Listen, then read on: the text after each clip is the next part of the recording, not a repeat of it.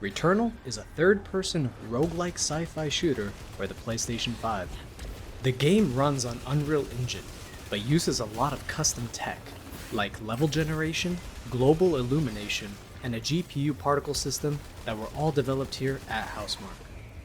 In this video, we'll have a closer look at our programmable particle system and how we used it to create some of the key VFX features for Returnal.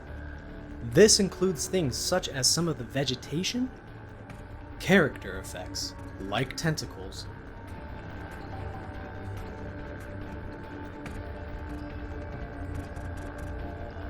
and volumetric fog driven by fluid simulations.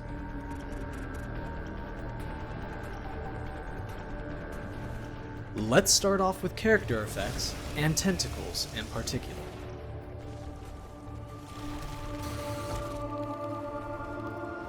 Tentacles in Returnal are constructed from chains of particles. Our VFX engine allows particles to have parent-to-child relationships. That means each child particle can read its parent's data, including its position. We're also allowed to write custom behavior per particle. Here we give the first couple of particles some velocity and tell the rest to follow them. With the ability to customize the particle behavior and data, we can tell each particle to store its rotation as well. With position and rotation data available, we have enough information to create a smooth 3D surface between parent and a child particle. Let's make some of these particle chains follow a moving object.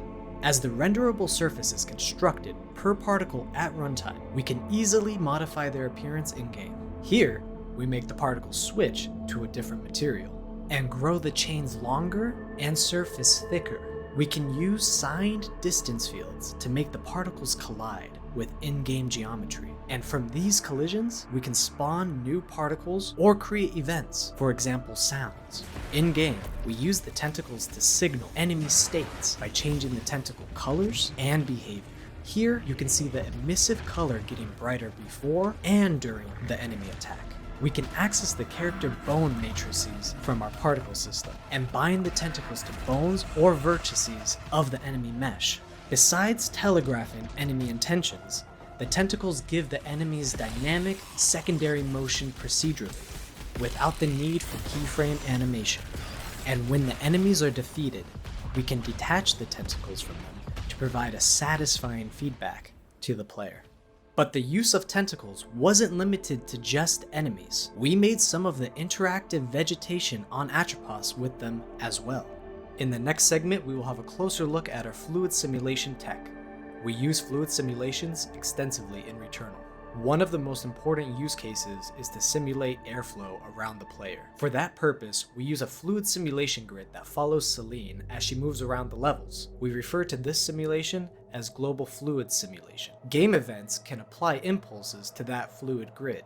Here we can see a visualization of the fluid velocities appear when Celine fires her weapon.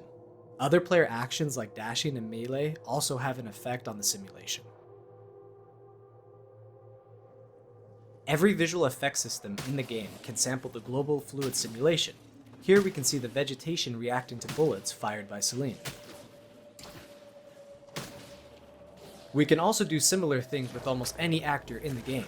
Here we can see the enemy bullets affecting the fluid simulation.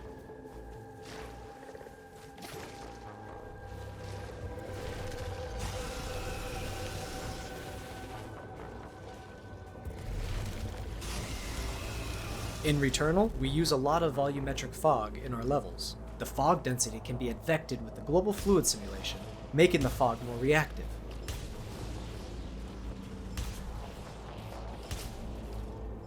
Similarly, we can use the fluid velocities to affect regular particles like the Xeno Archive holograms. And tentacles. In some cases, we wanted to use more detailed fluid simulations. Like here, Freki has its own fluid simulation for the fog that is emitted from its skeletal mesh.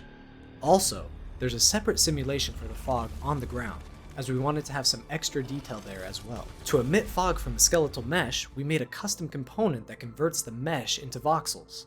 Each of those voxels can emit fog density, and VFX artists have full control of the emission logic on a per voxel basis.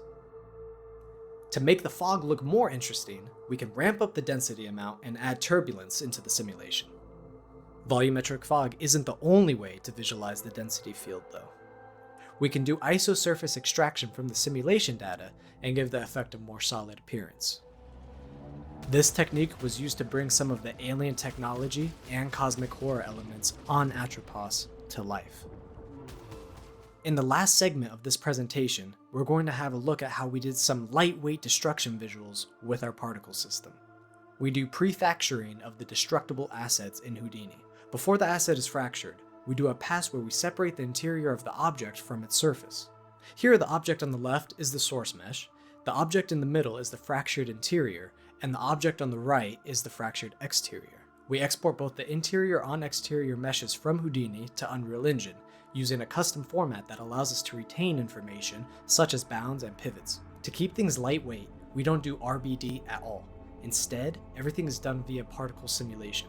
By using particle simulation only, we can keep the performance costs low enough to afford 1,000 pieces per destructible object and several destructibles on screen simultaneously. When a destructible object receives damage, we start detaching the exterior pieces from it first. When its health reaches 0, the whole thing collapses. During collapsing, we take advantage of our particle hierarchies and group particles together. This allows us to move groups of particles together and make them appear as if they were a single bigger piece. When the particle group collides with SDFs, we can detach child particles from it. Naturally, these objects can be destroyed by enemies as well.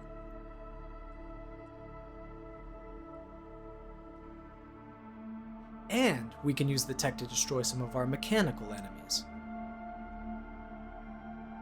The body of the Nemesis boss was rendered and simulated entirely using the particle system.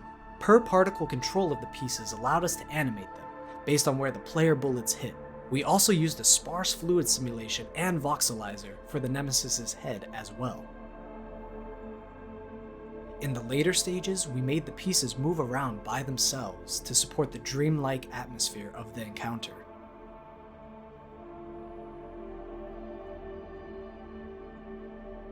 That concludes our visual effects breakdown of Returnal. We hope you enjoyed it, and thank you for watching.